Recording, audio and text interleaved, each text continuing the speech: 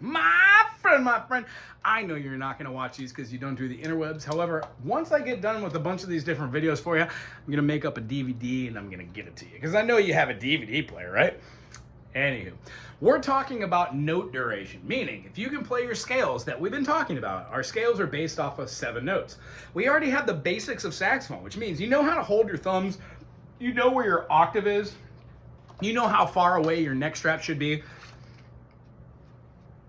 you know how to push air through the mouthpiece or the fuselage. You know how to line up your reed over the top of this so it's nice and even, that you're not getting any overhang. And then you know how to curl your lip here and make it real tight so you could get lower notes.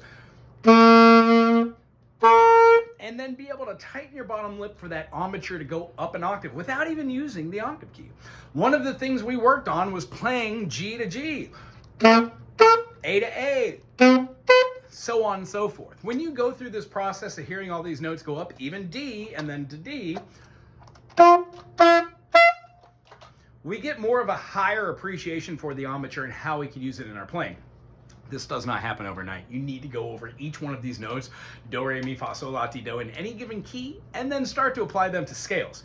Once you got your scales, then we jump into concepts like the blues, on how to play a 7th chord, and then be able to use a monotonal instrument to be able to perform different runs which fit inside of progressions. I'm going to give you a little example. When we're playing in the key of E, we would have E, F sharp, G sharp, A, B, C sharp, D sharp. Yeah, it's not horn doesn't work. Sorry about that. It's my old horn. When we play all those notes, E, F sharp, G sharp, A, B, C sharp, D sharp, and E, we get a major scale. It's the same thing as C major, C, D, E, F, G, A, B, C. Same thing as G major, G, A, B, C, D, E, F sharp, G. The reason why I teach from G major for the saxophone is because you comparably know how to play 3 fingers for G, 2 fingers for A, 1 finger for B, the middle finger for C natural. When we play all triadem and all triadem, we have 6 down on all of our pads and the octave or our embouchure to hit a high D. 2 fingers plus the 3 pads gives us an E, and then in the key of in the key of G, we have an F sharp.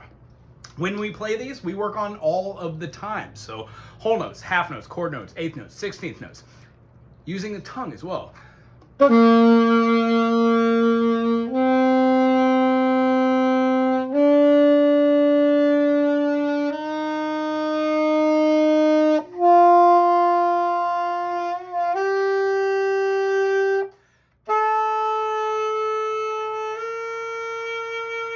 When we go through those 7 notes, we can go down and up into it. So we would have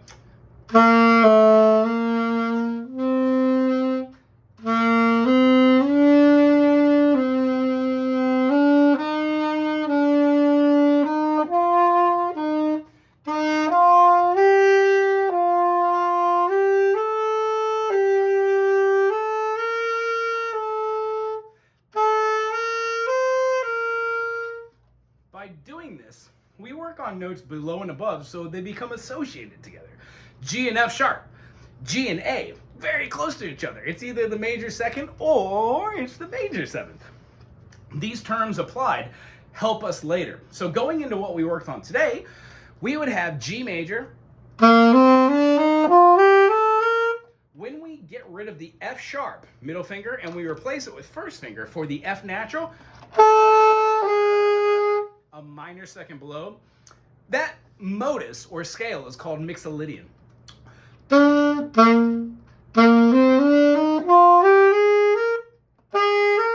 It has a resolution of a major 2nd rather than that F sharp to G minor 2nd. When we omit the 2, the 4, and the 6, we get a very interesting thing. We get something called a dominant chord.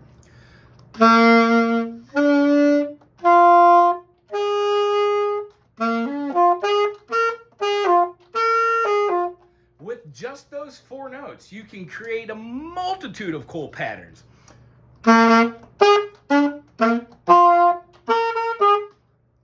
Any way you play those 4 notes, we could try them with 16th notes.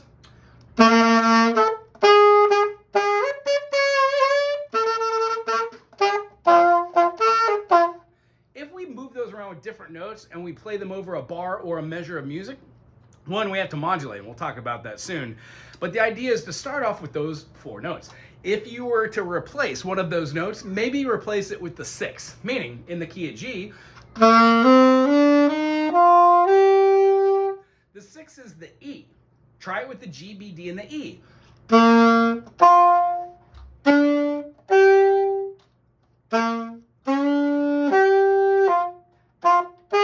And then use the F as just a lead back to the G. So anytime you play any note, stay away from the F, use the E, and then wait for the F.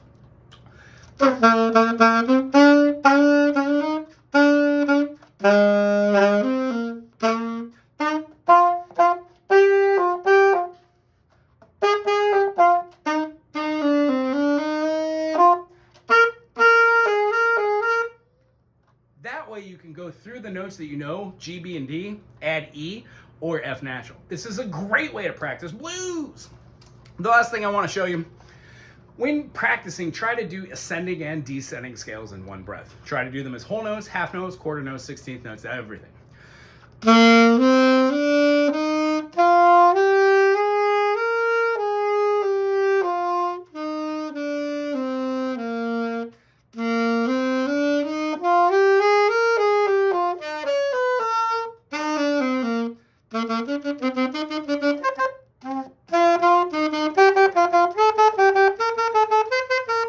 By going alternating and doing them as 8th notes and using our tongue, we're able to exhibit 8th notes up here and 8th notes on our fingers. Go slow, work on these movements together, and eventually you can put together these lines for full, complete thoughts. Other than that, today our talk about was 1, 3, 5, and flat 7.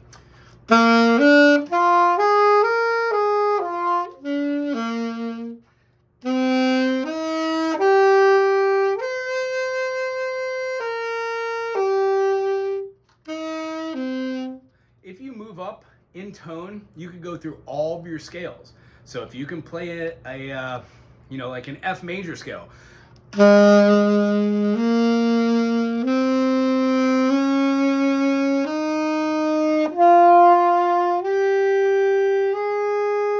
you could then play that F major scale as a dominant scale.